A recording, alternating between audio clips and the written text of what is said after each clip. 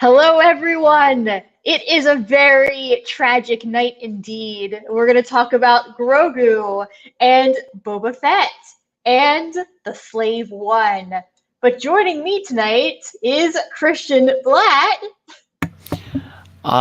There was a really funny comment that Daniel Drew made before we even started. He said, "Well, this was a totally uneventful episode with no remotely notable appearances and such a joyful ending."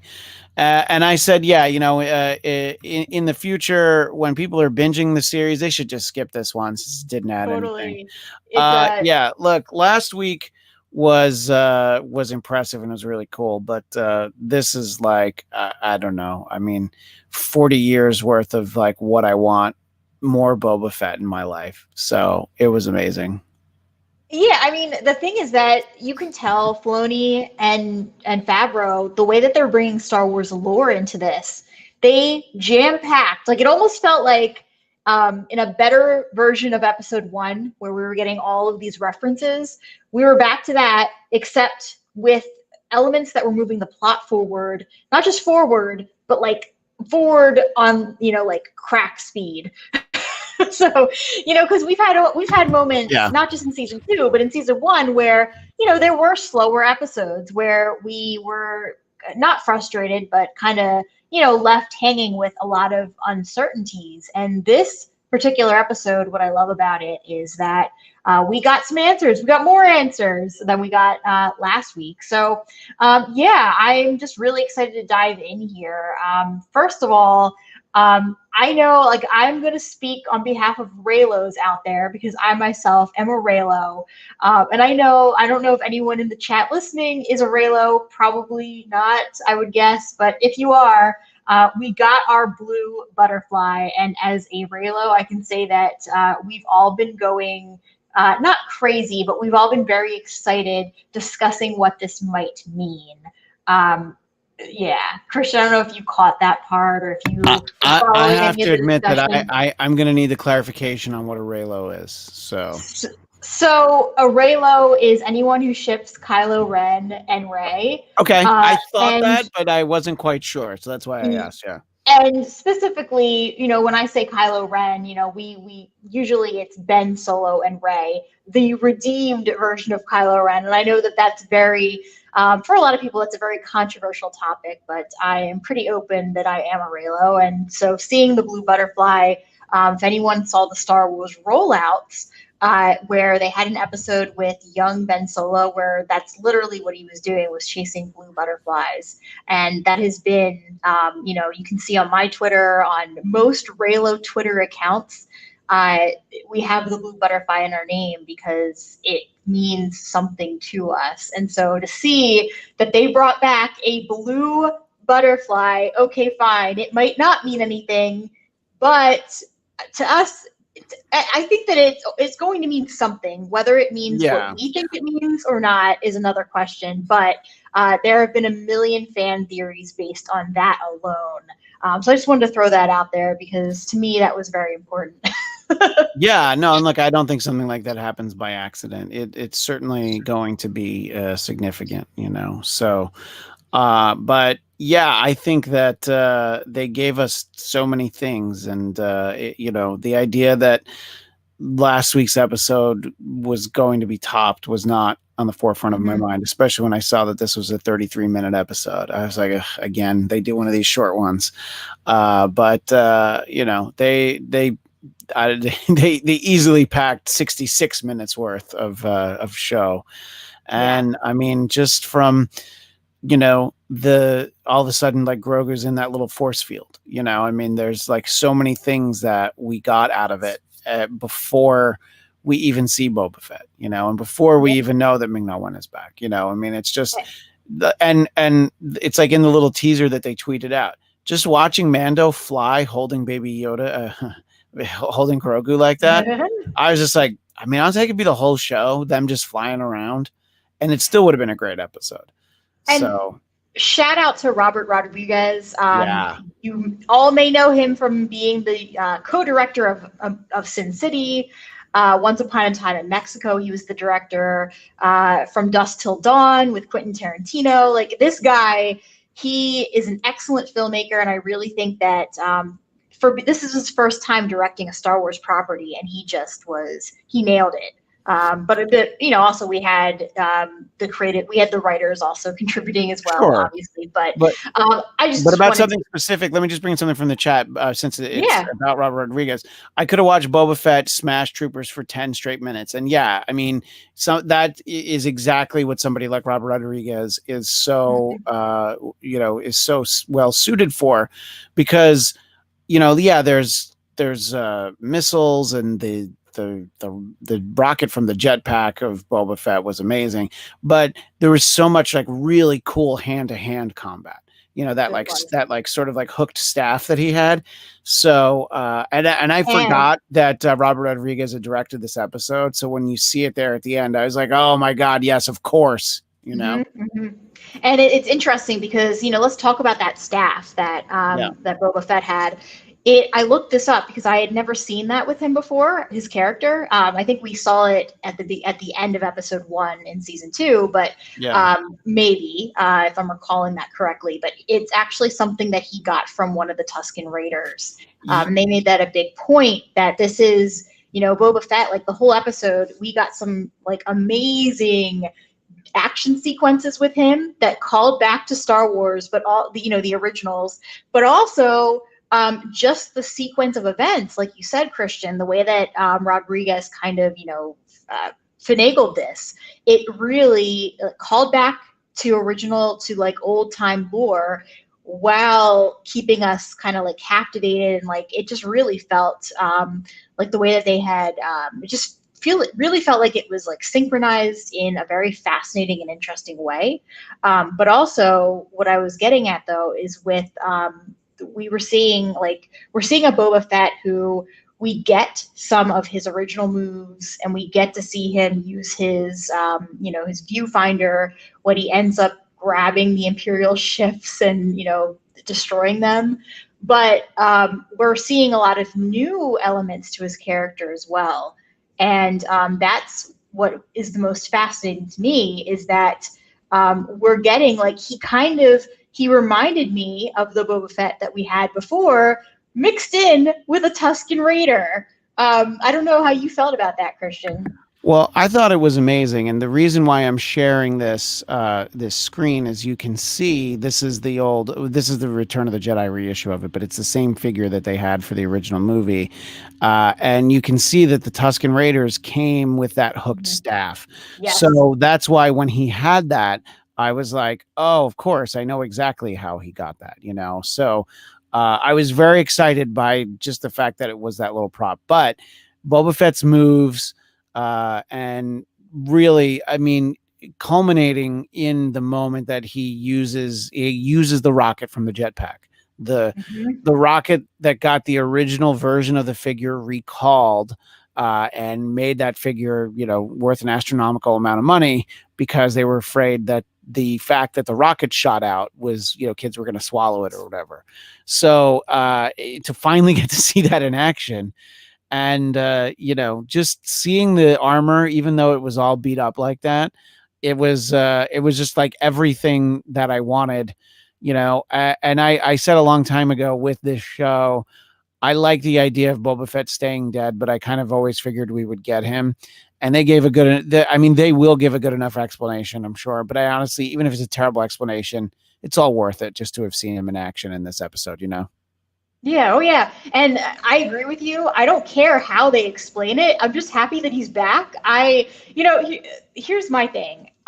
In Star Wars, I have like this running joke in my head now that any character is going to come back. If they brought Palpatine back and they were able to not really explain it, because we haven't gotten a good explanation, but if they were just able to kind of, they'll bring anyone back. They will make up a reason based on legends and how they brought Boba Fett back, in the books. I can buy that he's going to come, that there's a valid reason why he's here, that he was able to crawl through the Sarlacc pit and get up and get out, and that maybe another Mandalorian or someone else helped him out. I can buy whatever explanation that they come up with. What I love is that he's here, and that we have like the fact that it tracks and it's so consistent with the prequels, that we get Tamora Morrison as the actor and he's back. And it's just, I love when they're able to do things like that and keep it consistent and keep the same people who have, who originally, like, obviously he played Jango Fett in the prequel. So it's just, it's nice and to I'm have. sure he wasn't at all disappointed to get that phone call. Hey, it's Jon Favreau. Do you have any interest in playing Boba Fett? And he's like, no, you mean Jango Fett? No, I mean Boba Fett. Yeah. Or like you could have him play Rex. Like there's so many people you can have him play that we got not only in the prequels but in Rebels and also in the Clone Wars series. Like Cody, I think Cody lasted to the end. Maybe I'm not remembering that correctly. If someone wants to fact check me there, but definitely Rex. And then there were others. Yeah. Now, what I wanted to say though, what I loved about the reveal with Boba Fett's armor is that they didn't show him putting it on or anything. Nah. You kind of just saw him going to the Razor Crest, and then all of a sudden the camera angle like just directly jumps to him and he's wearing it, and we hear his theme song, and I was like, oh my God, like it was just a brilliant reveal. Yeah, it was exactly what we wanted, and you knew what they were about to reveal, and it was still like, oh my God, that's so cool. I'm so glad to see it. And, when he's eyeing the Razor Crest, you're like, oh, I know what he's going to go get. He's not going to go fly the ship and use the guns that are on it. No, he's there to get his armor. And I think that it was very cool. And just to backtrack for a second, speaking of the armor, it is very easy to believe that the Sarlacc was not able to digest Beskar armor, assuming his is as well. When you see that the Razor Crest exploded, but one of the only things that survived was that pure like Beskar staff that he got in the previous episode, you're like, yeah, I'm sure that, and they may never even explain it to us. We can just figure out like, yeah, nothing can eat that, know? So the guy inside was maybe a little worse for wear as he kind of looks, but he's able to survive it. But, it was, it's not that important. And I think that it's, I don't know. I also like sort of the dispute as to whether or not he deserved the armor. The fact that Din is just like, it's for a Mandalorian. And, and I like that he respects that enough to show him at the end. He's like, look, this is here's my little, I don't even know what he called that, but it was like his little timeline thing. And like, my dad, got it. And, he was in the Mandalorian Civil War, I think is what he said. So, yeah. So he said the way that he explained it, I think he said that it was his bio code and that his father's code had been in there. And I think what he was trying to say is that this suit, it wasn't just, he's not just some random person claiming, oh yes, this is my armor. Like he's actually proving to him, yes, no, this is a family, set of armor that I've had, that it was my father's. And that's one thing I really love is that line when Boba Fett first showed up, he said that armor is mine. And, like my father before me. It was a direct callback to the original trilogy, word for word. I don't even care that they literally, ripped off the same phrase. Like to me, it's just another way for them to show how connected this world is. Yeah, 2 points from Ivan Soto is that it was called a chain code, and they did confirm that Jango was a foundling, which makes him a Mandalorian. But Boba is, I guess, not Mandalorian. Is kind of what they established in the, if he were Mandalorian, he would have said that, Well, and here's the big like fan speculation that's been going around too while we're talking about Jango. If somehow Mace Windu survived, because there's been a lot of talk about that. If somehow he survived and we're getting Samuel L. Jackson again in, whatever they're doing next, Boba Fett will probably be going after him. That's like been like a huge thing, because we know going back to the prequels that Mace Windu killed Jenga. So it goes back to this revenge story, and I'm very curious if they're going to do something with that. It sounds like a very logical next step in terms of the narrative and storytelling, but I don't know. Like, there's just so many things that are rumors right now that we don't have confirmation. So it's just a lot of talk. And but yeah, if Mace Windows out is still out there, as we have kind of been hearing through the rumor mill, it would be very interesting to see that reunion between Boba and Mace. Yeah, I think that that's another one where even if it doesn't quite make sense that he's still alive, just that we got to see him would be fine. Michael B's got the question: is the armor self-generating, or does Mando have to make them up? I mean, they dealt with sort of the process in season 1. Now, obviously, that sort of guild of Mandalorians isn't with us anymore. So I don't quite know where they would go, but it could be made the same way, So. I Uh, always Go ahead. I always sort of like just the way that Star Wars lore is. I feel like many characters, their rite of passage is creating their own armor. The way that we see Jedi creating to become a true Jedi, you end up having to create your own saber and kind of piece it together. So I always kind of assumed that with Mandalorians in general, part of that rite of passage was creating it yourself.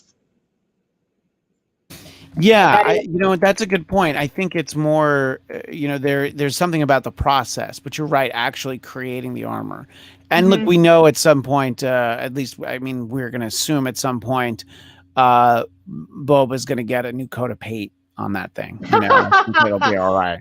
But even seeing it all beat up, somebody in the chat, I forget who it was, said that it looks like it had been coated in Sarlacc stomach acid. And yeah, it's definitely worse for wear. That's for sure.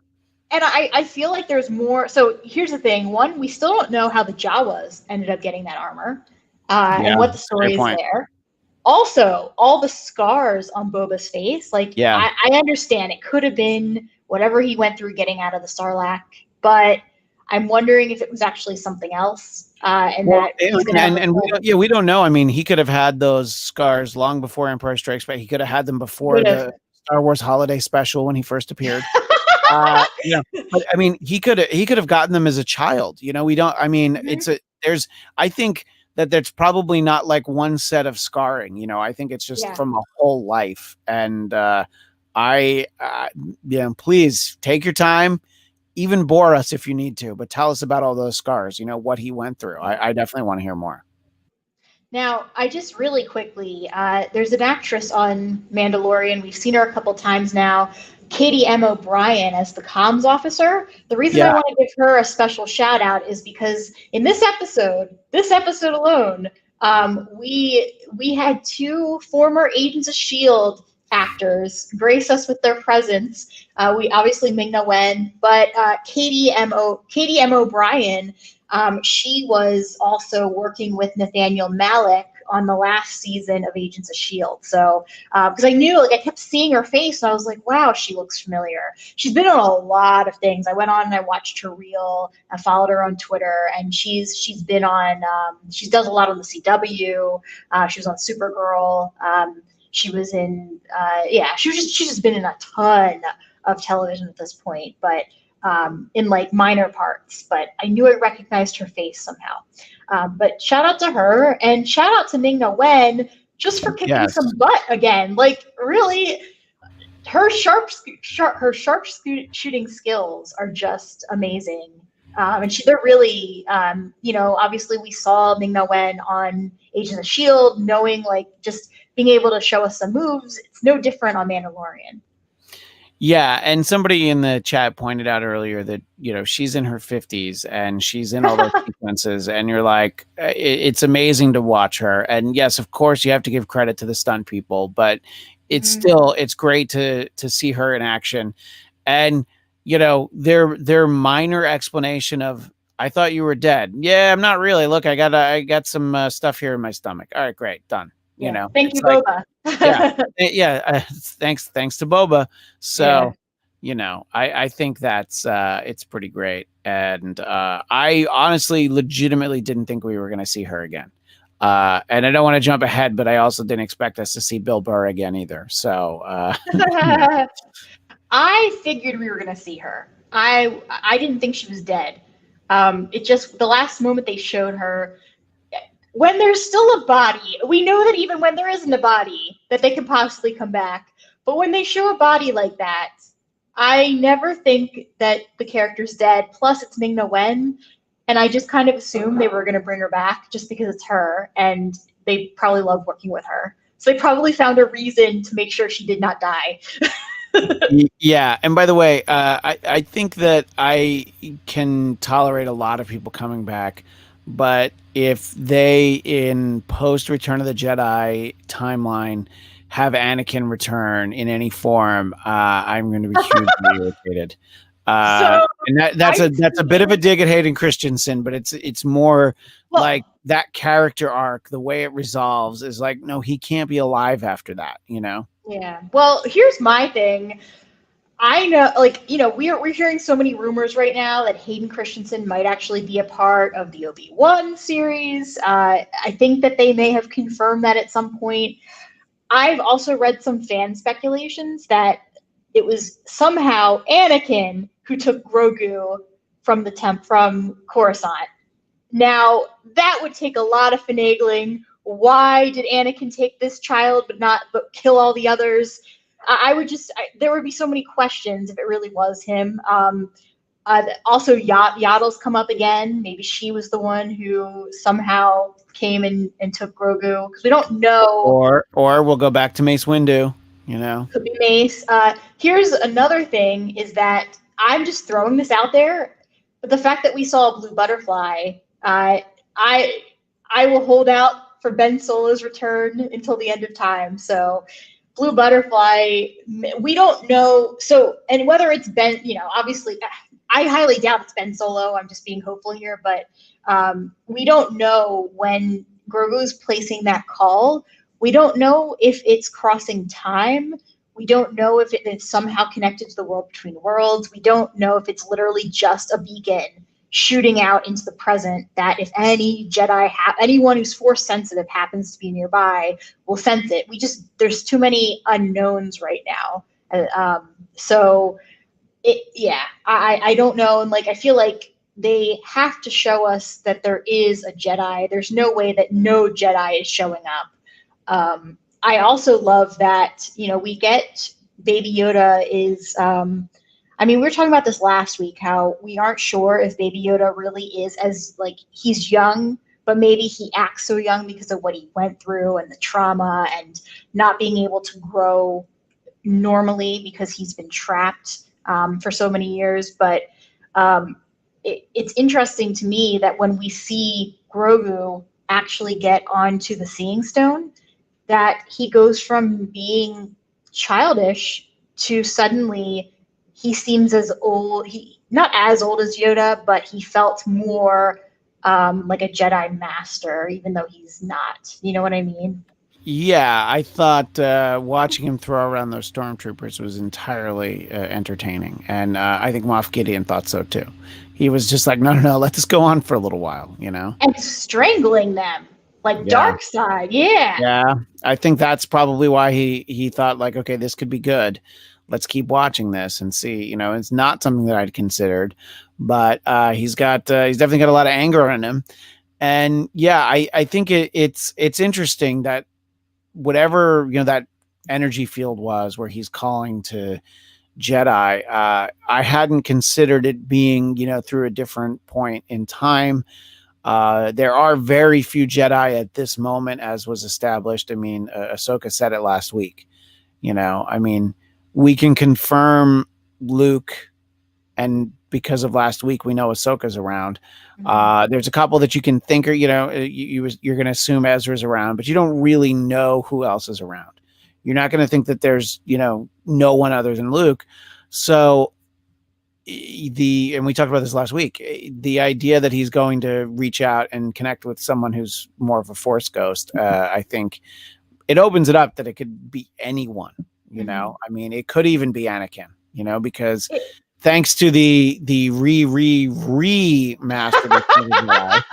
it's Anakin at the end. It's Hayden Christensen, not I believe that middle-aged gentleman's name was Sebastian Shaw, who was taken out of the movie, and was the older, you know, the face of Anakin, you know, which is also an action figure that I have, the human elderly Anakin. But anyway, so you know, but it literally, like, the point is, it literally could be anybody that, you know, returns back to him. You know? Yeah, it could be. It's just that for the sake of the story, it's curious who they might actually choose. A lot of people are speculating it might be Ezra. That would make a lot of sense, because we still have that storyline kind of hanging open. You know, just nothing has been resolved yet with him, as far as we know.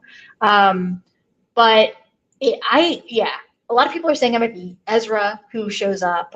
We already know it's not going to be Ahsoka because we've already run into her. Yeah, right. I could see it being Luke. There's been a lot of, this is all like rumors, but a lot of people have been taking Sebastian Stan, the actor who was in Captain America, Winter Soldier. Captain America, the original, then the sequel, Winter Soldier, and he's been in a bunch of the movies. And the upcoming Falcon and Winter Soldier on Disney Plus. Absolutely. But a lot of people have been saying, like, they've kind of been pointing out that he, in a way, bears this resemblance to a younger Mark Hamill. And so, Before the car accident. Yeah. Well, so here's the thing is that people have done a lot of manipulations and kind of like showed Sebastian Stan as Luke Skywalker, and it fits like a glove. Like it looks like it's actually a young Luke. So if they have him or someone who kind of looks like Luke show up as, you know, in that young, like a young Luke Skywalker, I would not be surprised if they did that.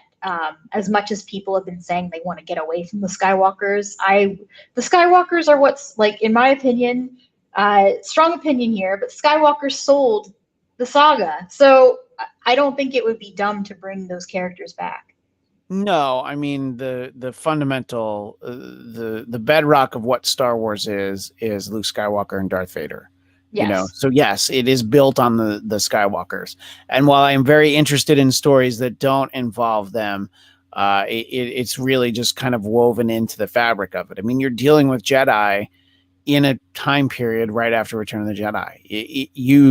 It's not a leap for it to be Luke. It'd be great if it's somebody else, but I'd also be happy to see Luke, whether it's, you know, I don't know, Mark Hamill gets a shave and they do some of that de-aging stuff like from The Irishman. But I feel like it's going to be somebody else, but there's some logic to that it would be Luke. I mean, he's the, I don't know, he's not, you know, he's the big Jedi out there at this point. You know, all the Jedi we've known prior to this, the exception, I guess, being Ezra, and we saw Ahsoka last week, as we established. But Luke is really the main one that we know is still alive.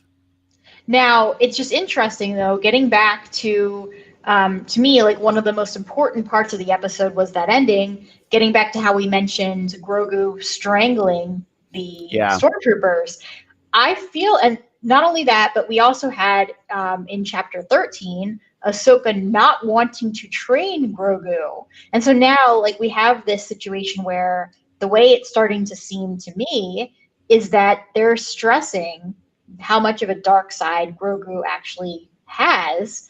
And, you know, he's lovable baby Yoda. Like, we don't want to see that, but is it possible that maybe Grogu could end up turning to the dark based on this anger that we're seeing with him, based on just, I don't want to say attachments, because I personally don't agree. It always frustrates me when I see, you know, in the prequels where they're saying, no, do not form attachments. Attachments are bad. That aspect to being a Jedi has always frustrated me. But like, you know, just the fact that they're pointing out all of the areas where, you know, it could be flaws in someone's training and could be, you know, could lead someone down a dark path. It almost makes me think that that might be where they're headed with Grogu. But also, on top of that, it definitely seems to relate to everything that they're doing with not just the Dark Troopers, because we've seen them now this episode, Yeah. but where we could go with, I'm assuming, the cloning, and they're finally going to give us some answers there. Yeah, no, I know. There's there, you know, for all the answers you get, it poses, I don't know, 10 other questions, you know, and Yeah. there's so much potential for what we could see, you know. But I think that it, you know, by the way, I could have used more Dark Troopers. You know, Yeah. it was like cool to see them fly, and then they basically encircle Grogu and then fly back. I'm like, no, I needed them to like lay waste to an entire village or something, you know? And also, if they're really Dark Troopers, I wanted to see their force powers.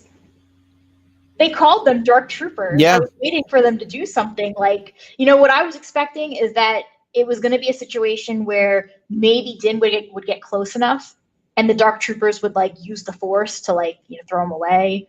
I was expecting a little bit more with that to really show us these powers. If they've already done, like, to me, they're referencing Dark Troopers, which means they've already done some of what they're trying to do with, you know, kind of infusing them with these darker force powers. Yeah, and by the way, speaking of which, the just showing the Darksaber to Grogu was pretty great. Yes. You know, him like kind of reaching out for it, I thought was fun. But yeah, and I do expect us to see more of them. And yeah, let's see what they're capable of and in terms of abilities and whatnot. But yeah, so I thought that was great. And let's see, Michael B. It could be a new Jedi to be added to the show that joins Mando and Baby Grogu in season 3. It could be a Mando Jedi hybrid.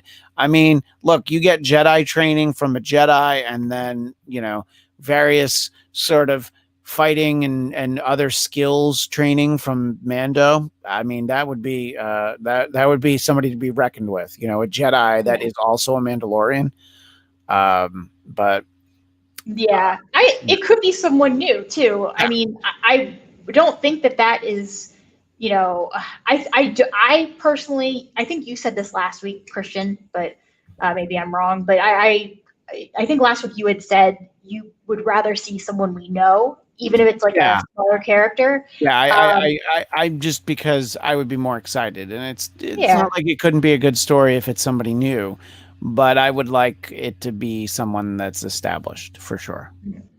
I feel like it's going to be someone that we know. We could all be wrong about who that is, but I feel like it's been such a tease because it is someone who is going to make us jump with excitement, no matter who it is. I think that if it wasn't, we probably would have seen them this episode. Or that's like, a great point. Yeah, you're right. Yeah. Like, yes, you rang, like, and then they would have introduced whoever they were. But yeah, I think that the reason we didn't is because they are, something is happening off screen that obviously Filoni and Favreau already planned. Something's happening with another character that we all know and love, and that they have heard this cry for help, and that we're going to see them. So this was episode 6. So we have 2 more left. 2 more, I know. Yeah. So, I mean, in terms of seeing a Jedi, I mean, I just really hope we get very long episodes, but based on season 1, it's probably not going to be more than an hour per episode. Yeah, I mean, I think that we won't get 60 minutes, and we definitely won't get more over the next 2 weeks. I think that Jedi is probably a season 3 storyline. We might get it revealed at the end of this episode, but I think these next 2 weeks are going to be about getting Grogu back. And, you know, I'm going to be perfectly all right if we see Grogu kill Moff Gideon, by the way. You know, that sort of way that he was toying with him, and the fact that we know now that he's got a little bit of a mean streak, I was just like, yeah, he might dip into those feelings a little bit, and just I don't know, force choke him or whatever. So, and just one last thing I want to say about this too is yeah. that Moff Gideon seemed to like. So you know how they were saying, Ahsoka was saying that Grogu went through a dark period where she couldn't really feel the memories. It makes me think that Moff Gideon at least spent some of that time, that dark period, with Grogu, because Moff seemed to kind of know a little bit about his personality, even though he referred to Grogu as it, and was just didn't even, if he knows his real name, which he probably never did, he didn't care to use it or even name him. Just was really, obviously abusive and condescending toward him. But I have a feeling that a lot of Grogu's time was spent in labs or maybe around Moff Gideon, and that we're going to learn a little bit more of that. I am just going to throw it out now. My prediction is that they will probably, I would guess that Din might get Grogu back, but I think that whether he does or doesn't, this cloning process not only goes ahead, but I think that we're going to start to see the beginnings of what's going to become the First Order by the end of season 2. Yeah, I think that was sort of, Boba Fett's reaction of they're back, the Empire, and she's like, oh, they can't be. So this is, I think that this is where you're starting to see the genesis, I guess, of what becomes the First Order, and I do think we're going to get to see that. But yeah, I think that's going to be a big part of as this series continues. Sort of my prediction, it kind of goes off a little bit of what Ken says here. Can't wait for the Avengers Assemble moment in the last episode. Well, I think so. At least 5 or 6 actors going on the rescue mission. Honestly, I was thinking of it as the Magnificent Seven/Seven Samurai, and they're going to have, definitely. We're going to have who we already know we're going to have. We're going to have Cara Dune. We have Boba Fett, and I'm sorry, what is Ming-Na Wen's character's name? Because Fennec. Yeah, so Agent May, and we have Bo-Katan, and whoever this Jedi is could be part of it. I think that's the final episode of the season, is basically the siege on getting, and I guess technically Bill Burr is going to have to be part of this because they're going to have to break him out. So I thought that was interesting. Yeah, I think it's interesting that they're like, now I it's like Cara Dune goes legit just at the moment she's going to have to go break some rules. So for a guy that they, it's very, for a guy that they ended up kind of like indirectly getting caught in the first place, like all that work, all that fighting, and then now, okay, we got to go break them out. Yeah, and by the way, Kemi Egan, I hope Giancarlo Esposito has more screen time in the next 2 episodes because he's just a terrific badass. Yeah, I mean, obviously people know him from Breaking Bad, Better Call Saul. You go back a long ways. He was in the final season of Homicide: Life on the Street. He's a great actor. Yeah, it would be cool to see him more, but I still want Grogu to kill him because I think that would be he deserves it, basically. But someone in the chat said that Bo is the one that's going to kill him, which that would be interesting too. So it would be interesting. I don't think they're going to kill him off unless Thrawn ends up somehow becoming the next big bad. But I just have a feeling that Thrawn's show will not necessarily be Mandalorian. It might be a different show. Yeah, that's a great point. I do think that they would probably give us at least another season of Moff Gideon. And, but at some point, Thrawn might become the big bad of the show because he's higher ranking in all honesty. Yeah. And he's Thrawn. Yeah. So, no, that'll be interesting to see. But yeah, so that's where I see us going over the next 2 weeks. And it's crazy that we only have 2 more. Yeah, we could have less than an hour more of content for this season, and We're lucky that they got this filmed when they did and it was ready to go. I don't think that they've begun filming season 3. Have you heard anything to that extent? I have not heard anything. I have heard that it might drop in, near the very end of 2021, but I have not heard that they've done any filming. Yeah. I heard filming for this actually wrapped in like 2019. Yeah, they probably did them back to back, or something. But so I guess we'll have to see. Yeah, I'm really, I just want to say I'm really excited I'm excited at the possibility of where they can go with Star Wars next. There's so many, fan favorites potentially coming back. So many, confirmed Obi-Wan. They did say that he would now be filming, that show would be filming in Boston. That was the latest news article that I read. So, which, by the way, a very funny tweet for this is mostly sports-based bias, but I retweeted someone who said, "Well, look at that! They found a more wretched hive of scum and villainy." And people from Boston did not appreciate that, but I thought it was very funny. If you check out at Christian DMZ, I retweeted it. That is not my line. It did give me a good laugh, though. That's awesome. I'll have to go over and check that out. All right. Well, I think that we've talked so much about this.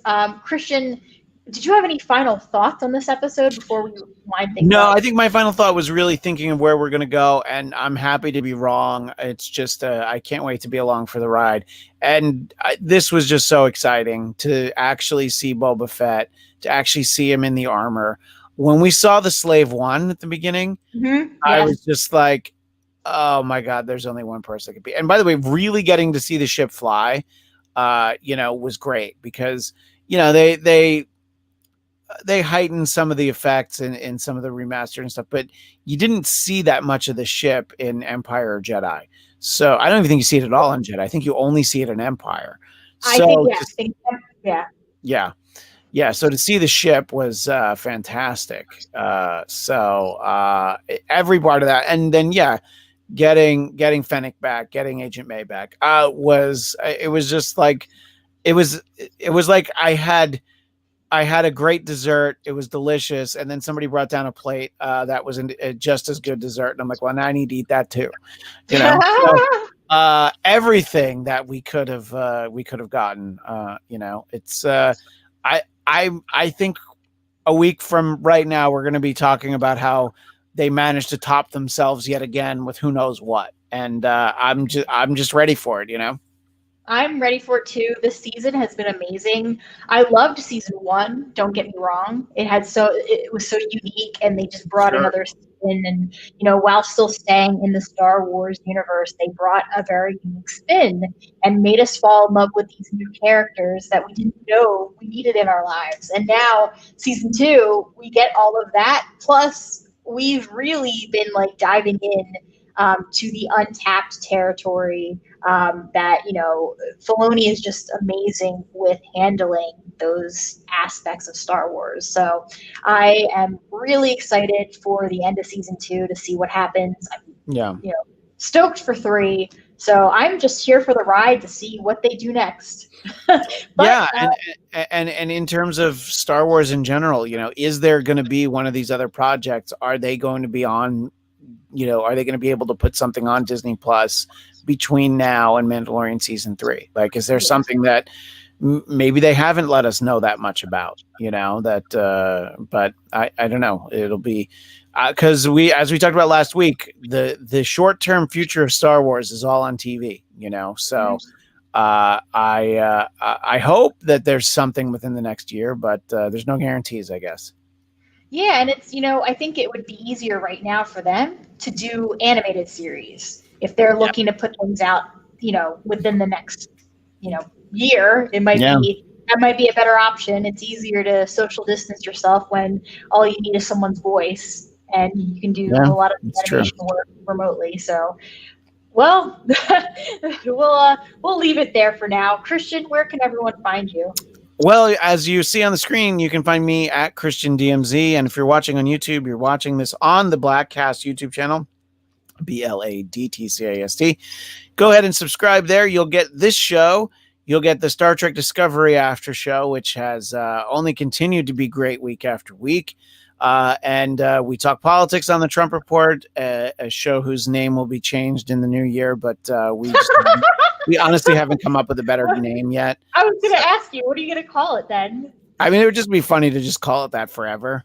But we haven't come up with a good name. So even if you don't care about politics, if you have a suggestion for a new title, tweet me at ChristianDMZ.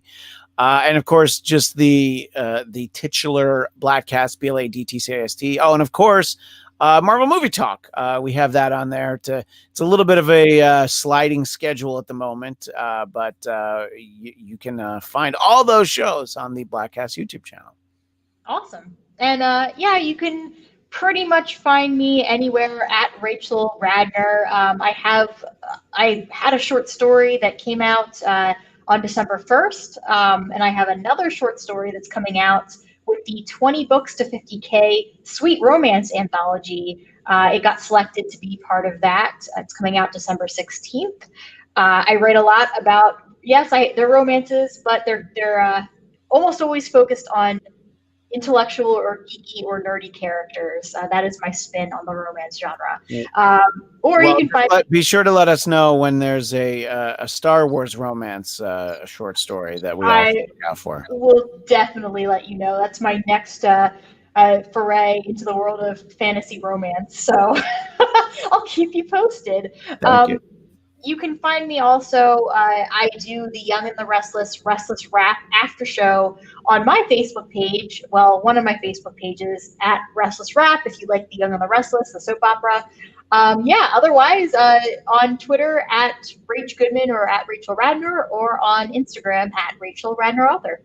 Well, until next week, same time, same place. We'll be back to talk more Mandalorian. Hopefully everything crazy happens, but in the best way possible. Yeah, good crazy for sure. Until next time. May the Force be with Grogu. Yes. All right. Good night, everybody.